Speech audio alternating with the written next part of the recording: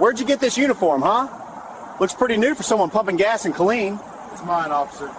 Staff Sergeant Malachi Boone, United States Marine Corps, currently on active duty. Uh-huh. People like you, they sell this stuff online all the time. Don't get smart with me. I'm not being smart, sir. I'm fueling my car.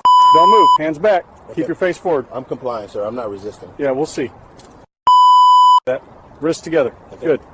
Sir, my name is Staff Sergeant Boone, United States Marine Corps. I'm cooperating. Please ease up. Don't make this harder than it needs to be. Marine Corps. Active duty. Uh-huh. People like you sell this stuff online all the time. Don't get smart with me. I'm not being smart, sir. I'm fueling my car. Don't move. Hands back. Face forward. I'm complying, sir. I'm not resisting. Yeah, we'll see. Put those wrists together. Good. Sir, my name is Staff Sergeant Boone, United States Marine Corps. I'm cooperating. Please ease up. Don't make this harder than it needs to be, Sergeant. On the afternoon of March 18th, 2024, at the Redstone Fuel and Mardoff-Harrison Parkway in Collin, Texas, what should have been a routine stop for gas escalated into a federal case within minutes. Staff Sergeant Malachi R. Boone, a 32-year-old active duty Marine with 14 years of service and 2 overseas deployments, was treated not as a serviceman in uniform, but as a criminal suspect. A decision made by one patrol officer would eventually trigger a Pentagon-level investigation and end with prison bars closing behind him. Before continuing, comment where you're watching from and make sure to subscribe, because this is a story you don't want to miss. Officer Daryl Kinken, 39, had served nearly 12 years with the Callahan Police Department. On paper, his record showed solid arrest numbers and a reputation for being proactive. Inside the department, however, different words followed his name: aggressive, old school, zero tolerance.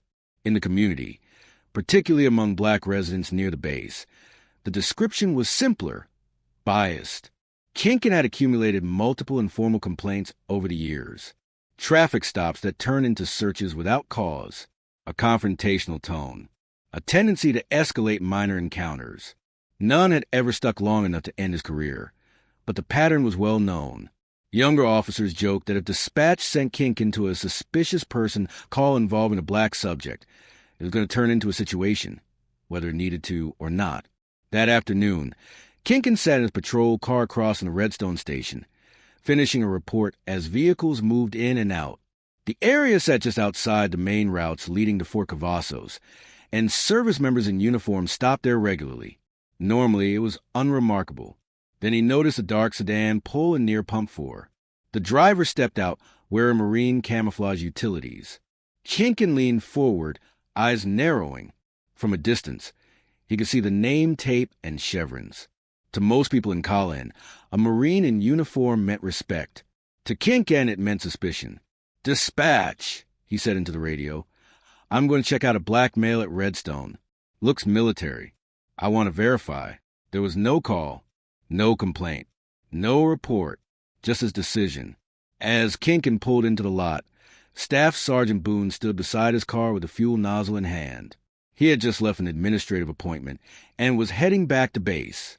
The uniform wasn't for show, it was duty. Boone noticed the cruiser immediately. He didn't react.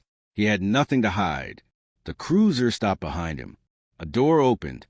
"Hey, you in a uniform," Kinken called out. Boone turned, hands visible, posture straight from habit. "Yes, sir." Kinken looked him up and down. Not at the rank first, not at the name tape, but at his face. "Where'd you get that uniform?" "I'm active duty, sir. United States Marine Corps." "I didn't ask what you say you are. I asked where you got it." "I'm assigned to Fort Cavazos. Staff Sergeant Malachi Boone. My ID is in my wallet if you'd like to see it." Kinken stepped closer, inside Boone's personal space. "I'll decide what I need to see. Right now I see someone in fatigues, hanging around a public place. You live around here?" "Yes, sir." "Address?" Boone gave it. Kinken repeated it slowly, as if testing whether it sounded real. "You know stolen valor is a felony, right?" "Yes, sir."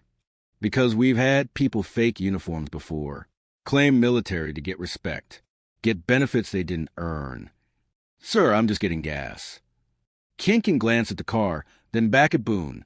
Step away from a vehicle. For what reason, officer? Kinkin's eyes hardened. Because I told you to. After a brief pause, Boone complied, setting the nozzle back, stepping away with his hands still visible. Nearby customers stopped talking. Inside the store, Clerk Imran Patel watched through the glass. Kinkin circled Boone. Carry any weapons? No, sir. My duty weapon is secured on base. So you say... He keyed his radio. Dispatch! Start me a second unit. I've got a subject in military gear refusing to clearly identify. I have identified, Boone said calmly. I offer my ID. Kinkin ignored him. Turn around. Face the car. Am I being detained? Right now you're being investigated. Big difference. There was no courtesy in his voice. No presumption of legitimacy. No respect for the uniform.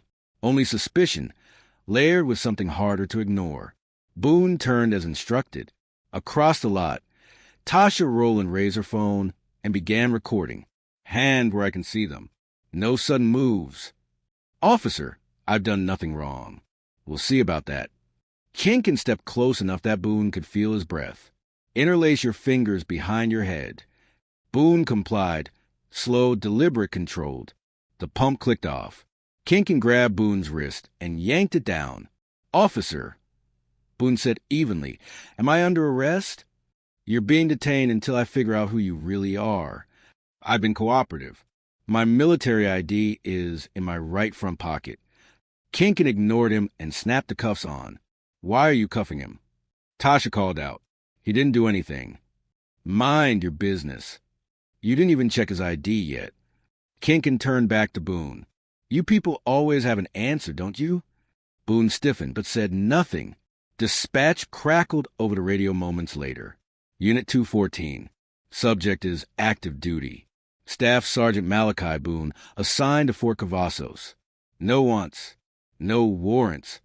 The confirmation was unmistakable. Kinkin didn't remove the cuffs. Run it again, he said. Already confirmed, Dispatch replied. Then why is he still cuffed? Tasha demanded. Kinkin shoved Boone into the back seat. You're not on base.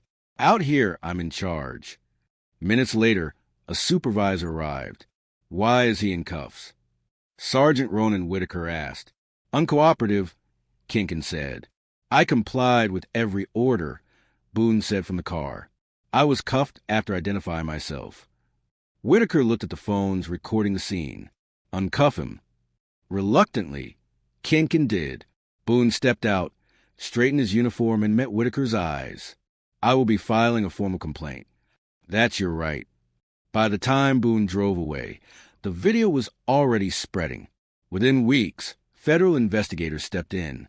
Months later, Officer Darrell Kinkin would sit in a federal courtroom. Not as an officer, but as a defendant. The verdict was unanimous. Guilty. The sentence, 70 years in federal prison. As marshals placed the cuffs on him, Staff Sergeant Boone stood at attention. No celebration. No expression. Just accountability.